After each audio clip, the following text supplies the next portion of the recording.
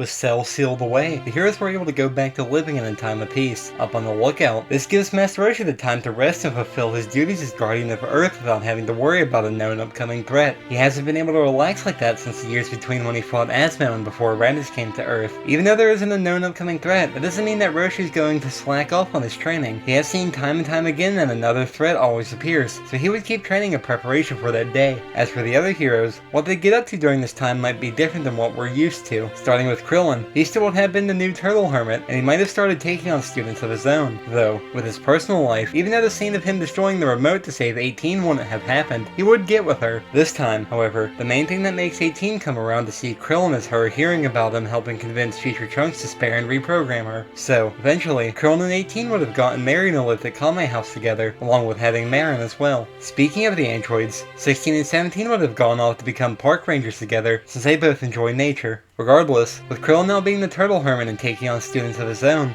this would have inspired the other Earthlings. Normally, Tien doesn't start the new Crane School until years later, but with Krillin now having his own school, is what inspired Tien to start his earlier. Of course, Shatsu would help Tien with starting the new Crane School, so the two of them would be instructors there. Then with Yamcha, Krillin and Tien both having a school combined with him still training would fuel his own desire to start a martial arts school. However, since his fighting style is a combination of the turtle school style and his old bandit fighting style, he would have to come up with a name for his school, which, what better name than the Wolf School, since his signature technique is the Wolf Fang Fist. Then in his personal life, he'd be a much more involved parent to Trunks than Vegeta ever was, so Yamcha, Bulma, and Trunks would be more like a normal family. Anyway, another fighter that might start a martial arts school is Goku himself. He never considered doing this, but after Krillin, Yamcha, and Tien started their own, they tried convincing him to start his own as well. To convince him, they would propose that they could have fighting competitions to see whose school is better. With there being a chance of Goku getting a good fight out of this, of course he would agree. Since Goku's fighting style is a combination of his past teachers, he would call his school something else, which, as a callback to when they used to think he was just a monkey boy, he would call his school the Monkey School. As for Chichi, since she still fights, I can see what she chooses to do going two different ways. She would either choose to be an instructor at Goku's school, or she could start a school of her own, which I chose for her to go for the second option, since I think her and Goku having a friendly rivalry between their schools would be interesting to see. As for what she would name her school, it's easy. She would name it the Ox School, since her father is the Ox King. Speaking of Goku and Chichi, they likely still would have had Goten not long after the fight with Cell, which Goten would have been trained by Goku and Chichi when he was old enough to be trained, so he would be stronger than the Goten we know. Then not only would he be stronger, but Gohan would be stronger than normal too. Since Goku is still around, he wouldn't let Gohan completely fall behind on his training, though he would still do the things he wants to do with becoming a scholar, so he likely finds a good balance between training and studying, at least for now. Only time will tell if that balance between the two lasts forever. Anyway, another Earthling that might start a school is Piccolo. Now, he would be unlikely to voluntarily do this. However, Chichi would likely rope him into doing it, since she has a close relationship with him in this timeline. Now, as for what he could name his school, it was harder to come up with something for it.